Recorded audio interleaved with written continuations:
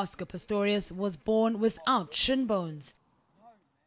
When he was still a baby, Pistorius's parents made the difficult decision to have his legs amputated below the knee, meaning prosthetics were part of his life from an early age. Pistorius's parents divorced when he was 6, and when he was just 15, his mother passed away. He'd always been sporty, but while he was at school here at Pretoria Boys High, his passion was rugby, not athletics. As a 13, 14, 15-year-old boy ever envisaged where he was going to go. He got hurt playing rugby with his artificial legs.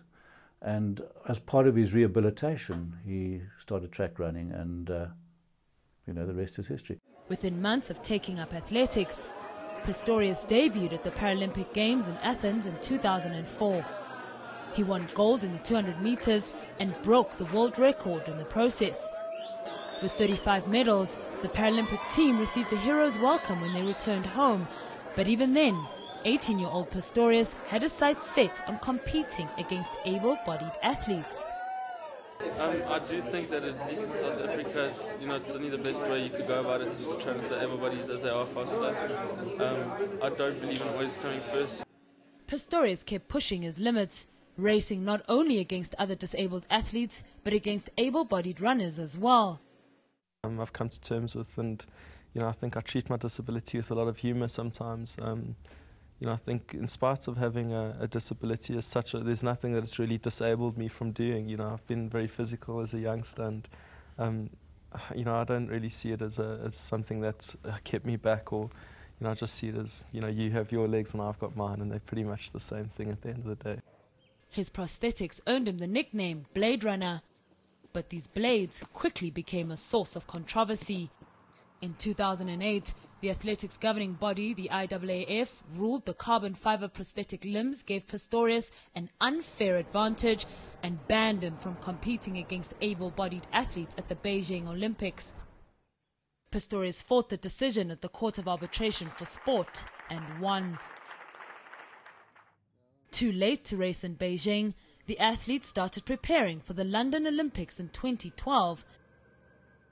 In London, Pistorius made it to the 400-meter semi-finals against able-bodied athletes, but his clean-cut image took a knock just weeks later. For the first time in 8 years, Pistorius lost his 200-meter Paralympic crown. Ironically, he claimed Brazilian Alan Oliveira's longer blades gave him an unfair advantage. A televised outburst saw Pistorius dubbed a sore loser by critics.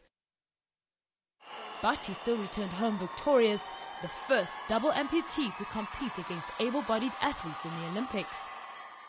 As his success on the track grew, so did brand Oscar.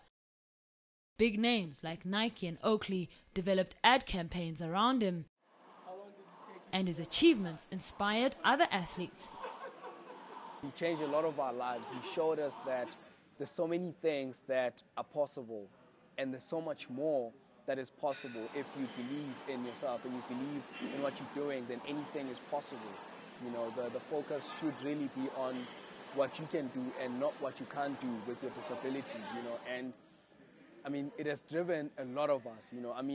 I can tell you that the entire relay team, the entire South African team, looks up to Oscar because of what he has achieved. Then we know that we can do it as well. So he needs to know that he's done a lot for us. He's helped us get medals. He's helped us make the national team because we saw him do it and we wanted to be like him.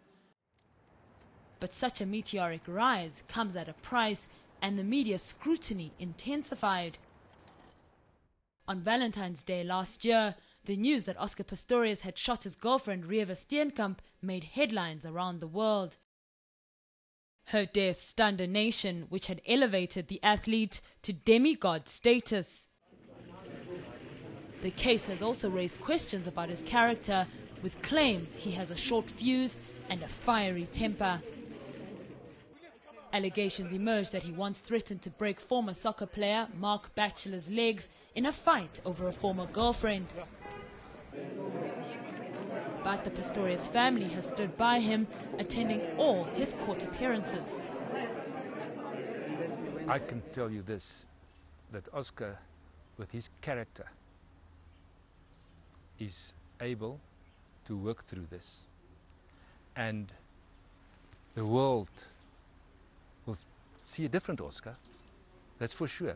Nobody can be the same ever again if such a tragedy comes over your life. But he will bounce back and be greater than ever. Pistorius is set to face the greatest challenge of his life.